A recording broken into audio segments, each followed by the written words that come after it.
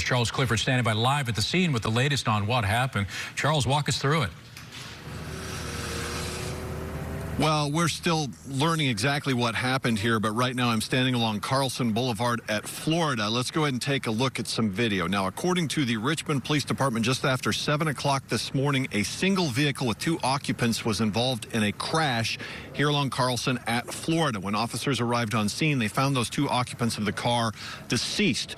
Now, the police department says that they're still investigating exactly what happened, but they do believe that speed is a factor, and based on what we can see, it appears the vehicle may have struck a tree and then broke into 3 different parts. You've got the front of the car lying in one lane, the back of the car lying in another, and the center portion of the car in the median up against a tree. Now, the police department says they're going to be here for several more hours investigating, and then they'll have to bring in a tow truck and remove the debris and then reopen the roadway. Now, I did talk to a neighbor here who says that it's not uncommon to see people speeding along Carlson. It's a long, straight stretch of road with no lights or signals, and it's fairly normal to see people speeding down this stretch of roadway.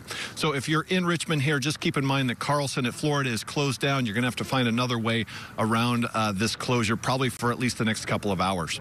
But for now, in Richmond, Charles Clifford, KRON 4 News. That video is shocking. I can only imagine the speed. Charles, right, how fast? I mean, for a car to be broken in half or 3 parts by a tree, it had to be going fast.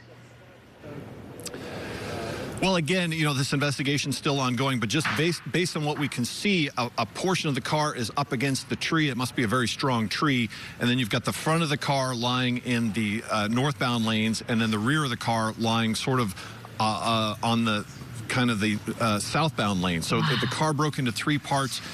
They're still investigating here. All they would say was that speed was a factor. Yeah. And to break a car into 3 pieces like that, they must have really been moving. And as far as we can tell, there's no other vehicles here that are part of this. We don't know if they were racing, if they were just driving fast. We don't have those details. Hopefully we'll get some more information at some point today. Boy, thank God.